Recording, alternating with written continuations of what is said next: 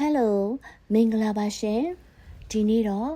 မြန်မာစာလေးတွေကိုလည်းလွမ်းမြန်မာအစားအစာကိုလည်းစားကျင်နေတာမို့ကျမတို့ရဲ့မြန်မာအစားအစာလေးတွေအများကြီးရနိုင်တဲ့ရွှေတီးဟောက်ဆန်နိုရယ်ဆိုင်လေးကိုကျမသွားခဲ့ပါတယ်ရှင်ဆိုင်လေးကဘာမှရှိလဲဆိုရင်စုခိုဗစ်လမ်းမကြီးပေါ်မှာရှိပါတယ်ရထားနဲ့လာမယ်ဆိုရင်တော့အစိမ်းရောင်ရထားလိုင်းကိုစီးရမှာဖြစ်ပါတယ်။ Onu BTS Station မှာဆင်းပြီးတော့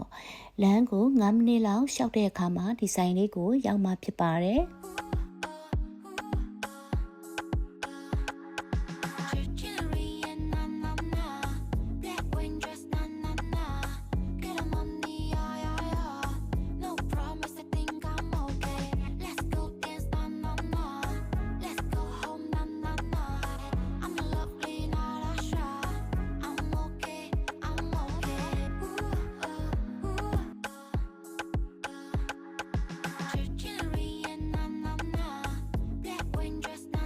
ဆိုင်လေးကအရန်တော့မကြည့်ဘူးဒါပေမဲ့အရန်ချစ်စရာကောင်းပါတယ်အပေါ်တက်လေးမှာပဲထိုင်ပါမယ်ကျမအကြိုက်ဆုံးအစားအစာလေးတွေကိုစောင့်လိုက်ပါအောင်မယ်ရှင်မွေးငါတဲ့စီလုံးတီးလေးတော့ရောက်လာပါပြီ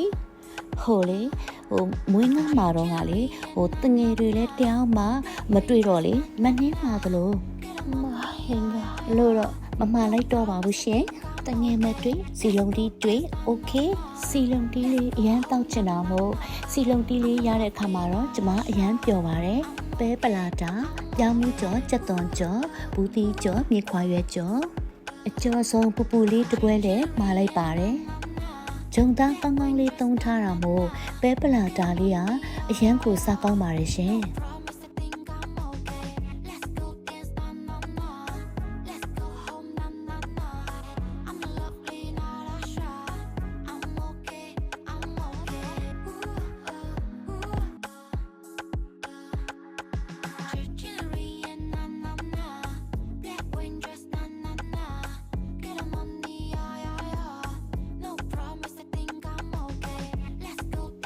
ကြော်ဆုံးပူပူလေးကမုံမြစ်သားလည်းကောင်းတယ်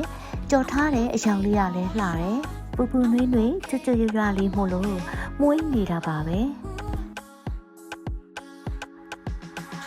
မွေးငါးထဲမှာအိုးဖဲဦးနဲ့ငဖယ်လေးတွေပါလာလို့ဝမ်းသာလိုက်တာရှင်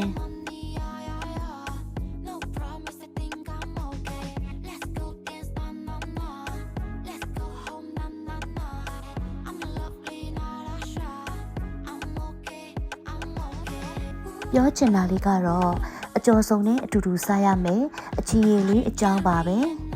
အချီရည်အယောင်ကနီနီကြီးမဟုတ်ပါဘူးမကြီးမဲ့တဘာဝအယောင်စစ်စစ်ကလေးပါစက်သွန်ဖြူရဲ့မြူတီစိမ်းရဲ့နနံပင်လေးရဲ့ပါတော့ချိုချင်းဆက်မွေးအချီရည်လေးပါပဲရှင်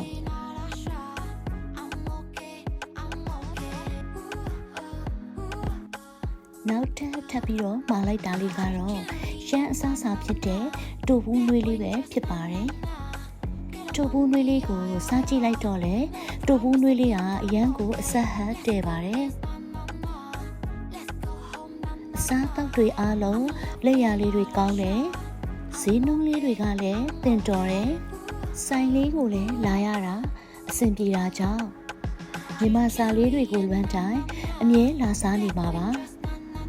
ကျမအတွက်ရွှေတီးဟောက်ဆန်နိုရယ်ဆိုင်လေးကတော့